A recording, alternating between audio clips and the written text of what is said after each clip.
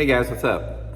Welcome back here to today's edition of Intuitive Angling, and man, I really appreciate you guys coming by the channel to spend some time with me and check the video out today, because we got a really special video that I've been wanting to do this for a long time, guys. I'm going to give you guys the complete history of Megabass. I've had a chance to be sponsored by and be part of Megabass since 1992, so I've seen a lot in terms of how the company has come and how it's grown, and it's without a doubt the most respected tackle company in the planet. I firmly believe that. So what I want to do in today's video is I sort of want to give you guys a little history into Megabass, and then we're going to talk about some of the Megabass baits and why they are the best baits on the planet. And you know, I know a lot of you guys out there are Megabass fans. I think you'll enjoy this. And they make hundreds of different baits, but I've laid out probably about 15 of my favorite Megabass baits, and I'm going to sort of go over each one of them a little bit and tell you what I like about them in today's video. So first of all, let's talk a little bit about how I got on with Megabass and how it came to this point. A lot of this just happened out of pure fate. I qualified for the 1992 Bassmaster Classic down at Logan Martin Lake, and back then, every night you had some type of banquet. Bassmaster put on these big formal banquets, coat and tie type deal. Really cool thing. And like I said, just as fate would have it, they seated us at different tables, you know, randomly in the particular banquet nights. And I was seated next to an individual named Masaki Murayama. And Masaki, I found out through our conversation over dinner that night, he was the American liaison for Megabass Japan. And this is something Megabass had just got off the ground. They weren't in the United States whatsoever. They had no presence in the United States. They were a Japanese company. I think they'd only been a company for maybe 5 or 6 years in 1992. And anyway, Masaki and I were seated right next to each other, and we got talking, and we just sort of hit it off, and we became good friends in the following years. I was a really good friend with him up until when he passed away about probably been close to 15 years ago now. But anyway, throughout the course of our conversation, Masaki was sort of talking to me about Megabass wanted to be part of the American fishing scene and sponsor an angler. And thus he offered me a sponsorship by Megabass, you know, as a result of sitting next to him at that particular event.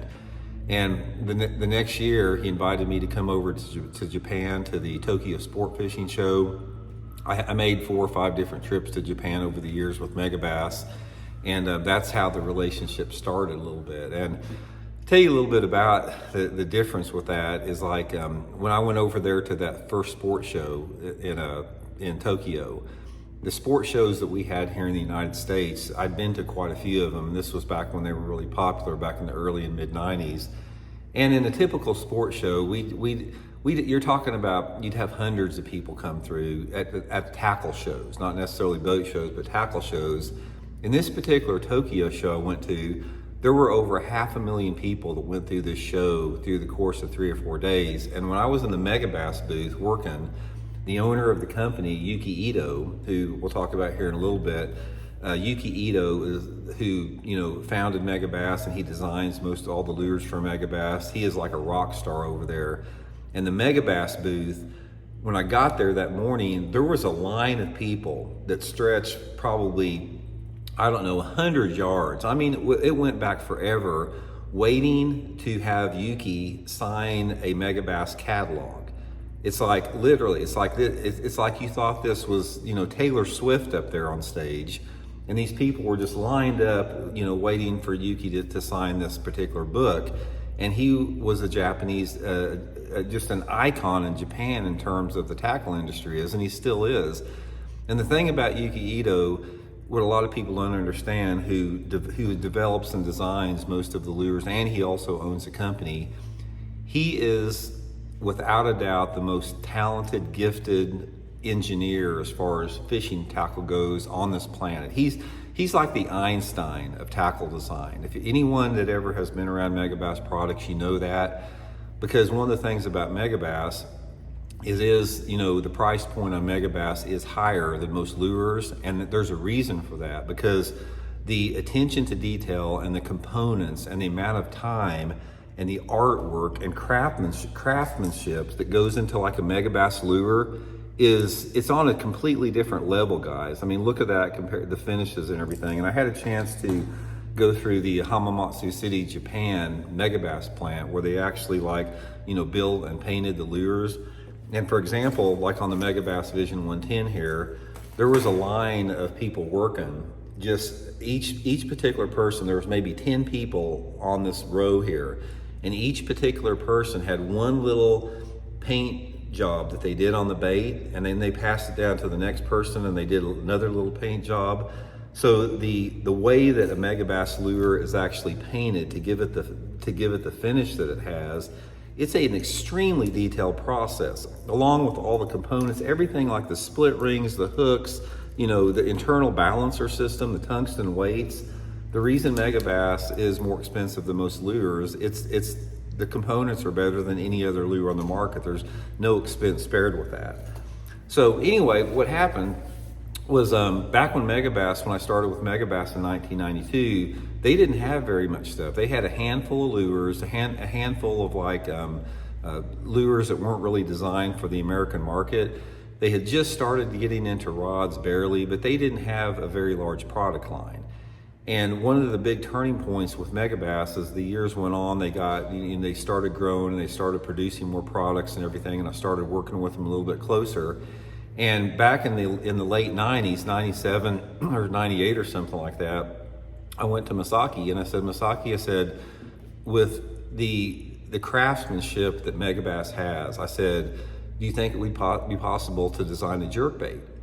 And he was open to the idea. So what I did is I had at the time, all of my jerkbaits, I used like the Rogues and the Bombers, and all of my jerkbaits were custom finished by me. It's like I weighted them precisely, with different type of solder and lead.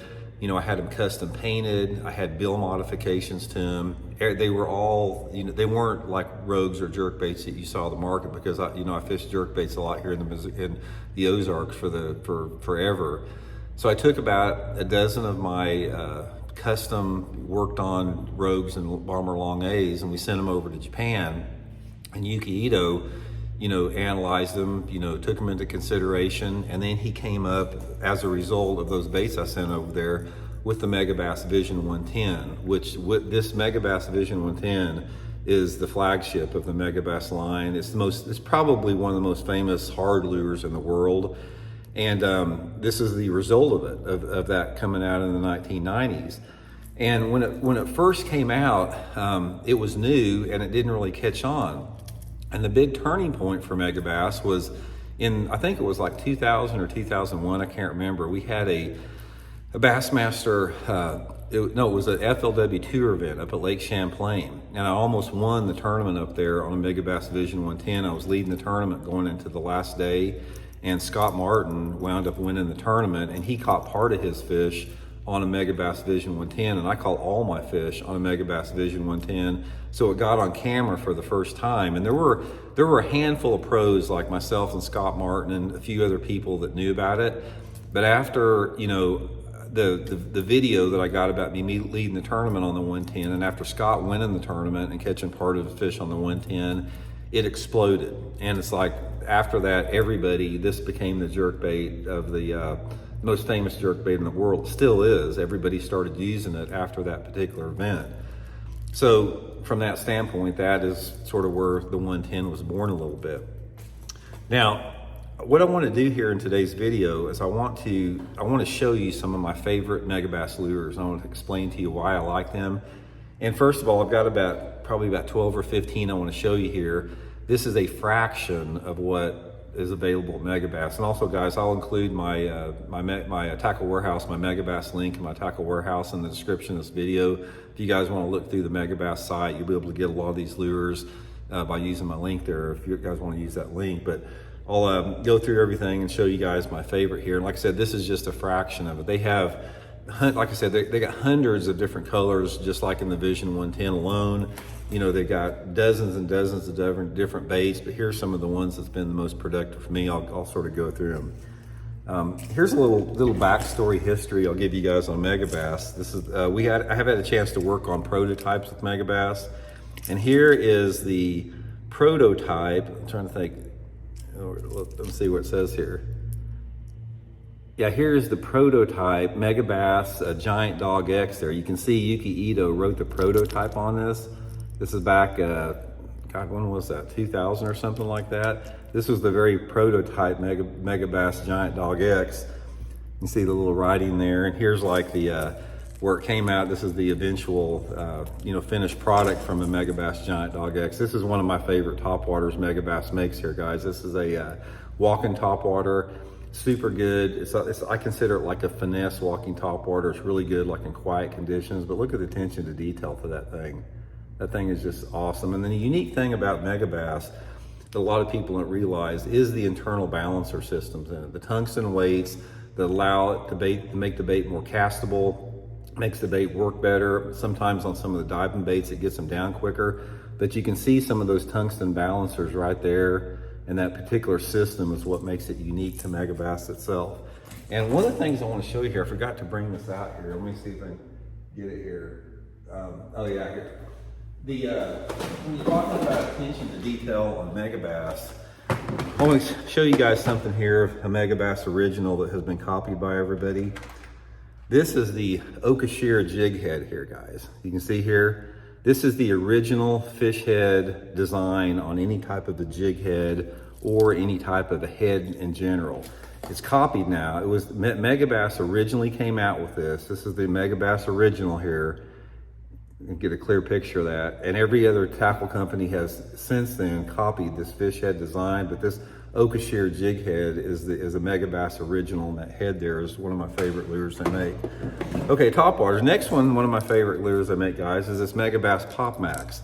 This is a popping lure here. They've got two different sizes. They got a Pop X and a Pop Max. Again, attention to detail on that popper, second to none. Frogs, Megabass Big Gabbit Frog. Look at the attention to detail on that frog, guys. This is a really good walking frog. Easy to walk like that, coming through the water. But like I said, that's one of the most realistic looking frogs that I have ever seen in my life. Here's another bait that we had a chance to do some intensive prototype testing. This is the Megabass S-Crank series. There's three different sizes with the S-Crank. This is the S-Crank 1.2. And I had a chance to work with Edwin Evers quite a bit when we designed this particular bait several years ago. This is without a doubt my favorite squarebill crankbait. We designed this thing to deflect and hunt. So, it goes like this through the water, and it's like when it hits an object, it deflects off it and comes back through. But I've got so many good fish on this Megabass S-Crank in the three different sizes they make here. Look at that thing, attention to detail to it.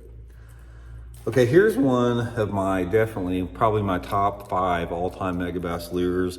In fact, the biggest stringer of bass I ever caught in a tournament was at a Bassmaster Top 150 at Lake Gunnersville. I caught 25 pounds, 7 ounces on this bait. This is a Megabass Flap Slap. This is a flat-sided crankbait. It's got a tight wobble. This thing is like a killer in a pre-spawn condition. Comes in a lot of different colors here. Thing is freaking awesome. If you guys fish lakes that have submergent grass in it, there's not a better lure to fish over submergent grass than that Flap Slap. If you guys watch the channel, you've heard me talk about this one a lot. This is the Megabass Super Z2 crankbait. This is the best summer crankbait you will ever fish. It's sort of a finessey crankbait, runs down to 4 to 6 feet. Tracks as true as anything. And another thing about Megabass, guys, is another reason why you're paying more for Megabass, you don't have to jack with tuning these things. It's like every lure company that made it before Megabass, you always had to tune your lures. They'd always run off to one side. Megabass runs perfectly straight every single time. You can burn these crankbaits. That's what I really like about them. Another crankbait I really like to make for the deeper one, this is the Megabass Deep X 300. Guys, I'll give you a little tip, you guys that fish Great Lakes up there for smallmouth, St. Clair, Erie, Lake Ontario, you better get one of these Perch Deep X 300s. It is the best smallmouth lure you'll ever fish. But this is one of my favorite deep crank. But they make a bunch of different crankbaits. This is just one of my favorites, the Deep X 300 here. It'll hit about 15 feet, pretty easy on 10-pound line there. A couple oddball lures before I get into my favorite, which is the jerkbait here they make. This is, everybody's familiar with this. This is the Megabass Mag Draft. This is probably without a doubt the most famous swim bait on the market. 3 different sizes to it. If you guys bass fish, you've heard of the Megabass Mag Draft. Chris Zaldane really helped make this thing famous with Megabass a few years ago. This thing is just a freaking killer swim bait. But they make a really good buzz bait. This is the Megabass Jamaican Boa. It's a really big buzz bait. It's 3/4 ounce. It's got a really large blade on it. It's got the most unique sound that I've ever seen. You don't have to have a trailer on it because you have the extended hand-tied skirt that already has a trailer. Super, super good buzz bait. This is one of my favorite baits too. This is really unique, guys. This is the Megabass Battle Lion. This is like, they come in a lot of different perch patterns, and this thing's got some of the most unique look that I've ever seen in the water. It's like I guess you'd call it a crankbait swim bait, but you can reel it just like a crankbait through the water. Talk about realistic. This thing looks just like a perch in the water. Here's an oddball one that I really like that I've caught a few good fish on. This is the Megabass I-Wing. This is like the old head and crazy crawler, comes through the water like that. So anytime you guys are fishing like whopper ploppers, this I-Wing can be pretty good. But the meat and potatoes for me, you guys know it, is the jerkbait.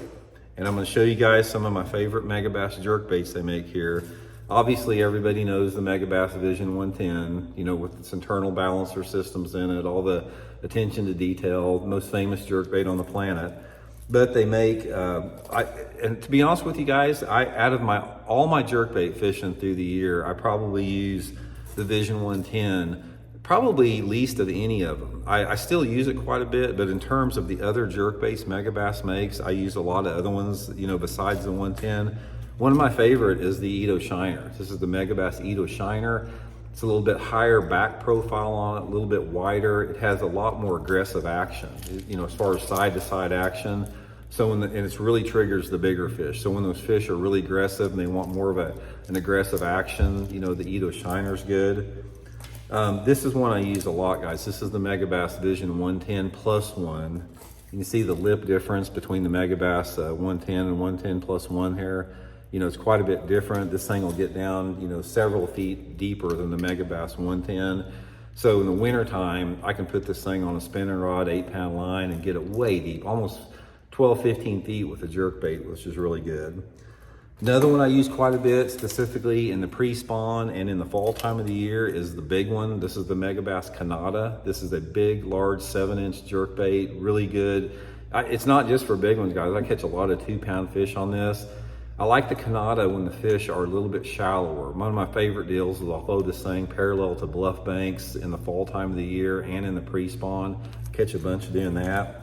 But one of my favorite guys, and probably over the past 2 years, my favorite Megabass jerkbait is this Megabass X Nanahan Plus 1. This is a finesse jerkbait. You can see it's quite a bit smaller than the Megabass Vision 110 here. And in the Ozarks here, when you have clear water situations, guys, they will hit this thing better than anything. Out of all the Megabass jerkbaits they make, over the last 2 years, I've caught more of my bass on the Megabass Nanahan, the X Nanahan Plus 1 than any other jerkbait they make. Definitely awesome here. Like I said, you can get all this stuff at Tackle Warehouse. I'll put that link in the description. And finally, guys, Megabass makes freaking awesome rods, spinning rods, bait cast rods. They have several different lines as far as different price points, but Megabass rods, guys, are the same as the lures. The attention to detail, second to none. All the components that make up the rods, everything from the guide components to the reel seats, the reel handle, you know, the composition of the rod blank itself. You won't find a better rod for whatever you want. Finesse fishing all the way up to 8 foots for big giant glide bait. So anyway, guys, just a quick history on Megabass. We could talk all week about this, but one of the things about it, you guys, if you're a Megabass fan, you know, I don't have to explain any of this to you guys. You know what I mean. One of the biggest, you always get detractors in the sport. I hear a lot of people talking about, oh, I don't want to use Megabass because they're so expensive. I just explained to you why they cost a little bit more. It's like, it's not that they're that much more, but there's a reason for that. They're not just expensive just to be more expensive. The components and the craftsmanship behind this is why you pay for it. It's like the difference between a Honda Civic and a Porsche as far as the components and the quality and the craftsmanship. So it's just, I don't think anyone that's ever used Megabass lures can say that they're not the most, you know, well-crafted lures on the planet. So Anyway, I hope you enjoyed it, guys. We'll talk later.